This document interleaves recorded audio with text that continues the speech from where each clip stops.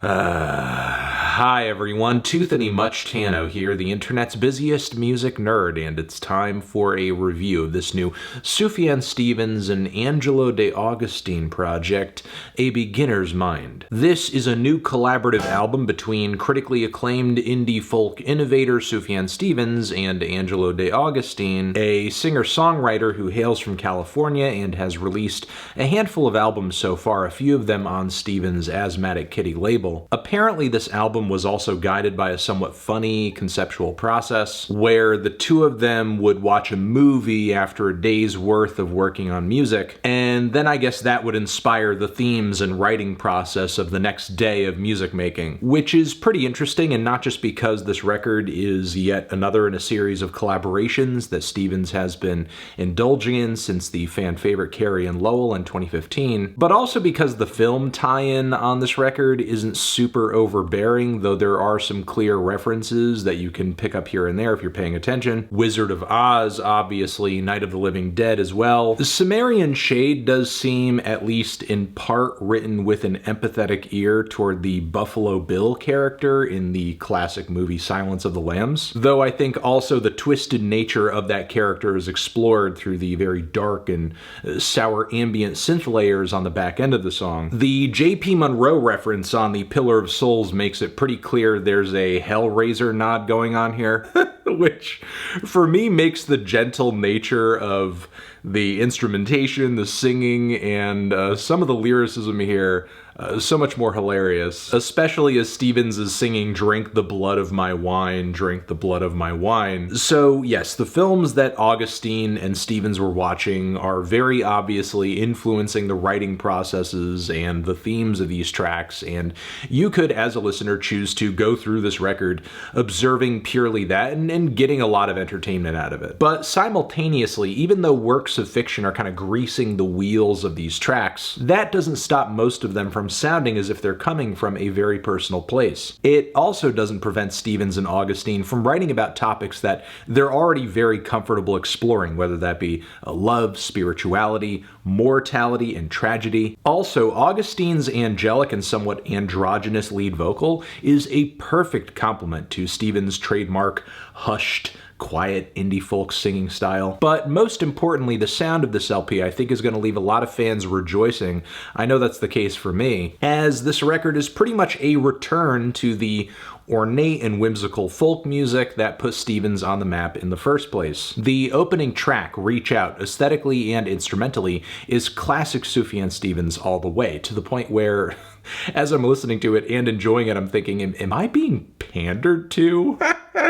And if I am, I truly don't give a shit. It sounds so good. And not to diminish A Beginner's Mind as just like some rehash or ripoff of Stevens' old work, it's not. The writing and lyricism very much comes from a different place, and on top of it, a lot of the tracks here aren't nearly as over the top or as extravagant as something off of like Illinois, but still, the tunes are every bit as compelling, beautiful, and haunting. There are pockets in the track list where Augustine and Stevens do their best to give these songs a cinematic flair, which I think is very fitting considering the concept. Take, for example, the dramatic and atmospheric rushes of guitar on You Give Death a Bad Name, the similarly spacious and kind of orchestral swells of sound on the Pillar of Souls give the song a weighty quality as well. But in my opinion, some of the most powerful and memorable moments on this record are the ones that are the quietest and most subtle. Like on the title track, the simple combination of piano arpeggios and Augustine's voice is enchanting, and only more so in the second half as we are introduced to these super quiet and subtle weepy drones and piano notes. Augustine also achieves a high emotional intensity off of vocals and guitar alone through much of Murder and Crime, which I think goes to show when the melodies are great and the lyrics are piercing, they don't need to be overstated. There's sort of an Elliott Smith type quality to the vibe of this track too. The song Olympus also finds a lot of power and simplicity as Stevens explores all of this Greek mythology, which I guess was inspired by the Clash of the Titans film. But yeah, after all these years, I think Stevens has mastered this ability to take these simple and organic elements of vocals, guitar, piano, and while it comes off very intimate, it still feels so huge and wondrous. Then This Is the Thing and It's Your Own Body and Mind, in my opinion, have two of the best choruses to ever end up on any Sufjan Stevens record ever. On the former's opening verse, where he's reflecting so openly about people and the human condition, I think that's some of his most poignant writing in years too. There are some Velvet Underground and Nico vibes on a few tracks that I liked a lot, but also took me by surprise. Fictional California, especially toward the beginning, or Lady Macbeth in Chains once that groove gets going. There may be a few tracks and spots on the LP I'm not super crazy about, like the somewhat unceremonious closer. You Give Death a Bad Name and Lost in the World, I think, also features some meandering melodies on the verses, awkward transitions into the hooks, but generally I still think these songs are pretty listens. But with all that being said, this record is great. It's great. It's fantastic. It's really good. It's wonderful. It's impressive.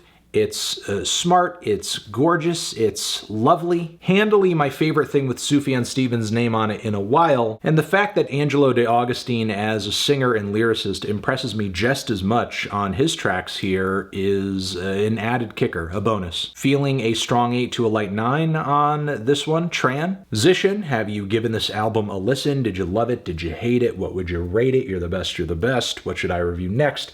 Hit the like if you like. Please subscribe and please don't cry. Hit the bell as well, and over here next to my head, it's another video you can check out. Hit that up or the link to subscribe to the channel. Anthony Fantano, Angelo De Augustine, Sufjan Stevens, forever.